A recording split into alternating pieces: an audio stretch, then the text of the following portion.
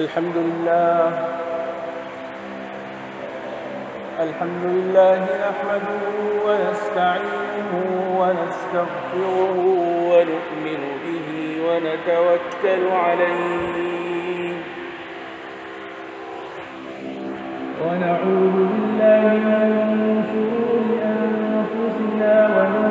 سيئات أعمالنا من يهده الله فلا مضل له ومن يضلل فلا هادي له ونشهد أن لا إله إلا الله وحده لا شريك له ونشهد أن سيدنا ونبينا ومولانا محمدا عبده ورسوله صلى الله عليه وعلى آله وأصحابه وأزواجه وذرياته ومن تبعهم بإحسان إلى يوم الدين أما بعد فأعوذ بالله من الشيطان الرجيم بسم الله الرحمن الرحيم لقد جاءكم رسول من أنفسكم عزيز عليه ما عنتم حريص عليكم بالمؤمنين رؤوف رحيم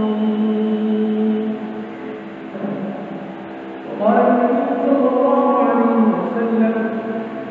من أحدث في أمرنا هذا ما ليس منه فهو رد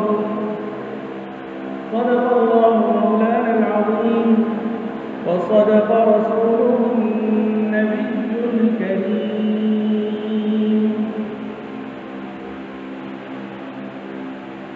میرے محترم بھائیوں،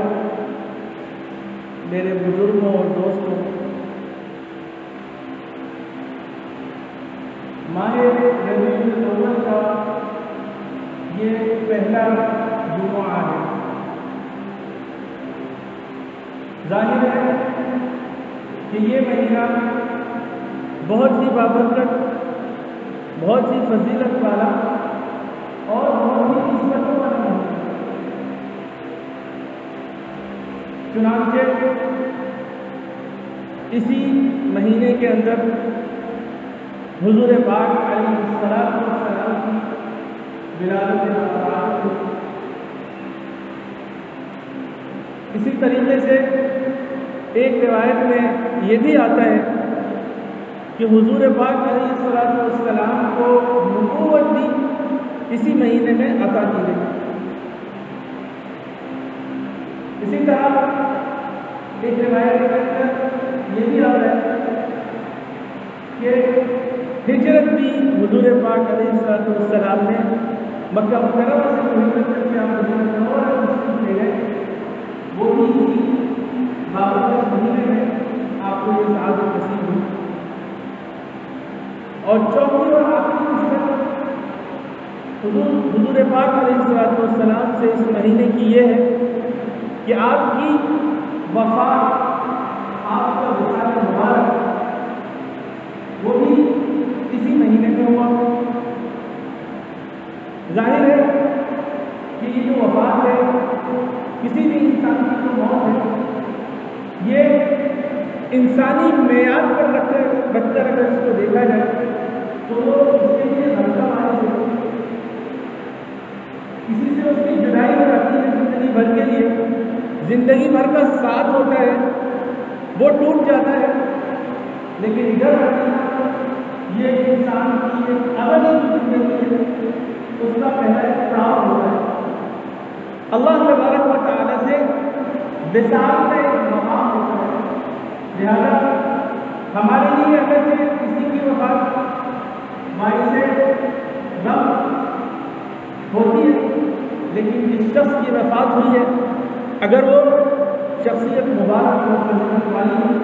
تو در حقیقت اس کے لیے نئی زندگی شروع ہو جاتی ہے۔ لہذا اس مہینے کے اندر جیسا کہ میں نے آپ سے تذکرہ کیا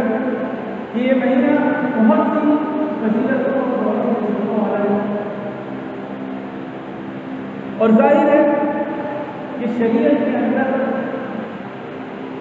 اگر کسی کا یوم ولادت منانا جائز ہوتا، شریعت کے اندر اگر کسی کا یوم ولادت منانا جائز ہوتا تو حضور پاک علیہ السلام کی ولادت کا دن ہی وہ خاص دن ہوتا جس کو بطور جشن اور بطور عید کے منایا جا سکتا تھا۔ ظاہر ہے کہ اب تو یہ سوال ہے آقا علیہ السلام کی ولادت ہے، اس میں کون سی ایسی خصوصیت ہے کہ اس کو اگر منانا جائز ہوتا تو اس کو منایا جاتا؟ تو میں آپ کے سامنے ایک چھوٹی سی بات چھوٹی سی ہے، اگر اس کو غور کیا جائے تو ایک بہت بڑی اور بہت عظیم بات ہے۔ ایک حدیث کے اندر آتا ہے، اگرچہ وہ حدیث غلط ہے، موضوع ہے، لیکن اس کا معنی بالکل درست ہے۔ اس حدیث کا مفہوم یہ ہے، اس حدیث کا لفظ حدیث کے اندر لولاک لما خلقت الافلاک، کہ اگر محمد مصطفیٰ صلی اللہ علیہ وسلم اگر ہمیں آپ کی پیدائش منظور نہیں ہوتی تو میں یہ پوری دنیا کو نہیں کرتا، یہ پورا عالم کائنات، یہ شمس و قمر، یہ لیل و نہار، یہ ہوائیں، یہ سمندر کی موجیں، یہ لہجہاتی دنیا، یہ صرف اس لیے بنائی گئی ہے کہ عالم اسلام کو نہیں بلکہ عالم دنیا کو آپ علیہ السلام کی خصوصیات، آپ کے فضائل، آپ کے مناظر سے آگاہ کرنا مقصود تھا۔ ایک روایت میں اندر آتا ہے کہ جب اللہ تبارک و تعالیٰ نے انسانیت کو پیدا کرنے کا سوچا، ظاہر ہے کہ انسان سے پہلے بہت ساری مخلوقات کو اللہ تبارک و تعالیٰ نے پیدا فرمایا، فرشتے، جنات اور بھی طرح طرح کی مخلوقیں، سب کی پیدائش ہو گئی۔ آخر میں اللہ تبارک و تعالیٰ نے فیصلہ کیا کہ حضرت انسان کو پیدا نہیں کیا جائے اور اسے اشرف المخلوقات بھی بنایا جائے اور اس کا اشرف المخلوقات ہونا دنیا پر ظاہر کر دیا جائے۔ چنانچہ اللہ تبارک و تعالیٰ نے حضرت آدم علیہ السلام کی پیدائش کا انتظام فرمایا۔ جب فرشتوں نے دیکھا کہ اللہ تبارک و تعالیٰ نے ایک نئی مخلوق پیدا کرنے کا ارادہ فرمایا ہے اور اس مخلوق کے اندر بہت ساری صفات رکھی ہیں، تو فرشتوں نے اللہ تبارک و تعالیٰ کے سامنے بیٹھ کر آپ کے سامنے آ کر آپ سے ایک سوال کیا۔ وہ سوال ہی کیا کہ اللہ تو ایک ایسی مخلوق پیدا کرنے جا رہے ہیں زمین پر جو فساد ہو رہے ہیں، جو ایک دوسرے کا خون کرے گی، جو اپنے بھائی کے خون کی پیاسی اٹھائے گی۔ وَإِذْ قَالَ رَبُّكَ لِلْمَلَائِكَةِ إِنِّي جَاعِلٌ فِي الْأَرْضِ خَلِيفَةً قَالُوا أَتَجْعَلُ فِيهَا مَن يُفْسِدُ فِيهَا وَيَسْفِكُ الدِّمَاءَ وَنَحْنُ نُسَبِّحُ بِحَمْدِكَ وَنُقَدِّسُ لَكَ، ہم آپ کی بزرگی بیان کرتے ہیں، ہم آپ کی عبادت کرتے ہیں، ہم نے عبادت کے اندر کون سی ایسی کمی کر دی کہ آپ کو ایک نئی مخلوق کی ضرورت پیش آ رہی ہے؟ تو حضور پاک علیہ السلام نے تمام عالم اسلام میں جتنے بھی لوگ پیدا ہونے والے تھے سب کو پیدا کروا دیا اور سب کی یاد دہانی، یادداشت ہو گئی، کسی کو بھی وہ عالم یاد نہیں ہے جب اللہ تعالیٰ نے عالم ازل کے اندر تمام انسان کو پیدا کروایا اور پیدا کروانے کے بعد تمام انسانوں کے قلوب پر نظر ڈالا، تو نظر ڈالنے کے بعد اللہ تبارک و تعالیٰ کو نے جب حضور پاک علیہ السلام کے دل پر نظر ڈالی تو وہاں یہ پایا کہ اللہ تبارک و تعالیٰ جیسی مخلوق پیدا کرنا چاہتے ہیں، اس مخلوق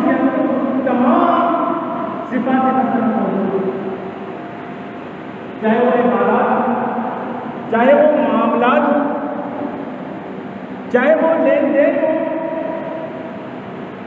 چاہے وہ رسالت ہو،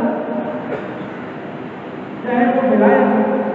ہر مقام کے اندر، چاہے وہ تربیت کا معاملہ ہو،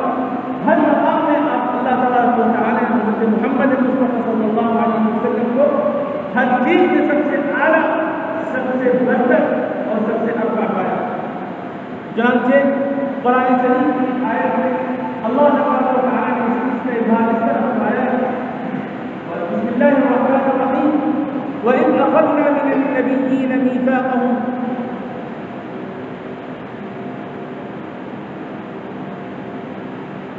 اس آیت کا مفہوم یہ ہے کہ جب اللہ تبارک و تعالیٰ نے تمام انبیاء علیہ السلام کو رسالت دینے کا فیصلہ فرمایا، حضرت آدم علیہ السلام کو، حضرت نوح، حضرت ابراہیم،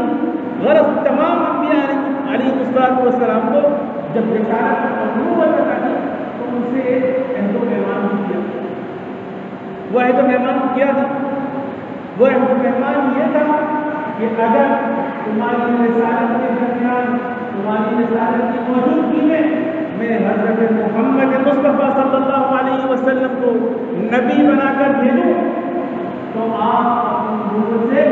دستبردار ہو جائیے گا اور حضور پاک علیہ السلام کی امت میں شامل ہو جائیے گا۔ ان آیات پر غور کریں تو یہ بات کھل کر واضح ہو جاتی ہے کہ اللہ تبارک و تعالیٰ نے یہ پوری کائنات، یہ کل کائنات صرف حضرت محمد مصطفیٰ صلی اللہ علیہ وسلم کا جلوہ امت کو دکھانے کے لیے پیدا کروایا۔ اور جیسا کہ میں نے عرض کیا کہ چاہے وہ دینی معاملات ہوں، چاہے وہ دنیاوی معاملات ہوں، چاہے وہ انسانیت کی بات ہو، اگر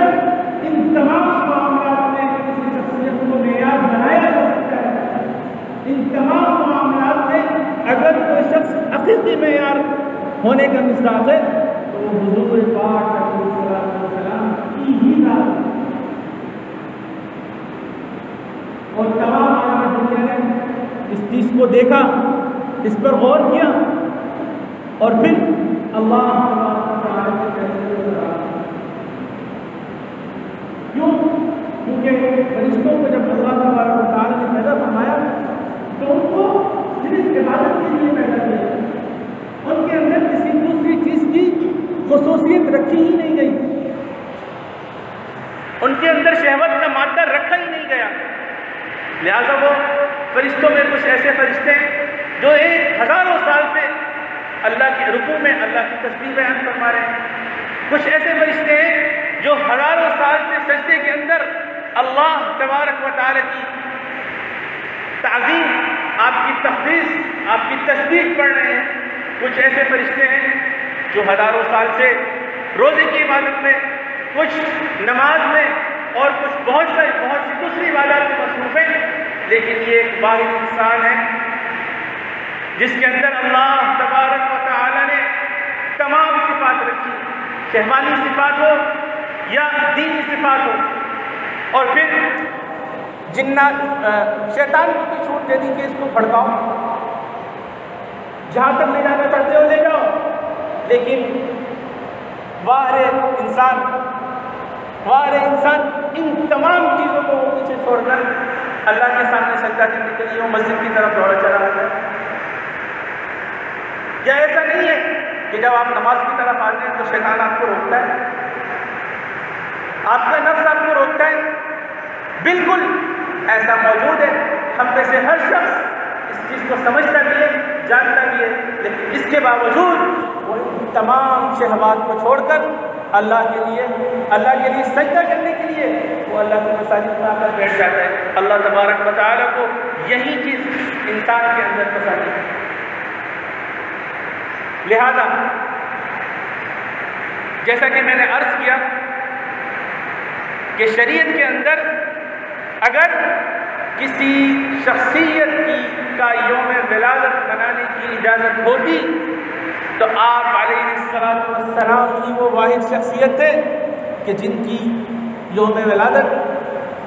ہم خوشی سے مناتے، ہم اس ولادت میں جشن مناتے، لیکن حضور صلی اللہ علیہ وسلم اس شریعت کو لے کر اس دنیا میں تشریف لائے، اس شریعت کا پیمانہ یہ نہیں ہے کہ ہم اپنے بڑوں کے کارناموں کو خوشیاں منائیں۔ شریعت ہمیں اس چیز کی نہ تو اجازت دیتی ہے اور نہ اس چیز کو ابھارتی ہے، بلکہ شریعت کا تقاضا یہ ہے کہ آپ خود ان اعمال میں مصروف ہیں۔ آپ کے اعمال کیا ہیں؟ اگر آپ کے اعمال اچھے ہیں تو آپ خوشیاں منائیں گے۔ مثال کے طور پر مسلمان 2 جشن مناتے ہیں سال بھر کے اندر، پہلا عید الفطر اور دوسرا عید الاضحیٰ۔ عید الفطر کے اندر کیا ہوتا ہے؟ مسلمان 30 دن تک نماز، روزے، عبادات اور بہت ساری مصروفیات میں مصروف رہتے ہیں۔ 30 دن کے بعد ان کو یہ حاصل ہوتا ہے کہ تم نے جو اتنی محنت کی ہے، یہ جو تمہاری اپنی محنت ہے، اس محنت پر تم خوشی مناؤ۔ اور عید الفطر کا موقع آتا ہے اور دوسرا موقع عید الاضحیٰ کا، بقر عید۔ بقر عید میں کیا ہوتا ہے؟ مسلمانوں کے نمائندے حج کے لیے جاتے ہیں۔ یہ جو حج کے لیے لوگ پہنچتے ہیں یہ مسلمانوں کے نمائندے ہیں۔ ہر مسلمان وہاں ایک وقت میں پہنچ نہیں سکتا، لہذا ہر سال مختلف مسلمان حج کے لیے مکہ المکرمہ پہنچتے ہیں، اور 9 ذی الحجہ کو جب وہ یوم عرفہ سے فارغ ہو جاتے ہیں تو اس کی خوشی میں اللہ تبارک و تعالیٰ نے 10 تاریخ کو عید منانے کا موقع فراہم کیا۔ تو اگر ہم اپنی اعیاد پر، اپنے جشن پر غور فرمائیں تو ہمارا جشن اسلاف کی باتوں پر نہیں، اسلاف کی کارگزاری پر نہیں، بلکہ ہماری اپنی کارگزاری پر ہونا چاہیے۔ یہی ہمارا دین ہے، یہی ہمارا اسلام ہے۔ وآخر دعوانا ان الحمد للہ رب العالمین۔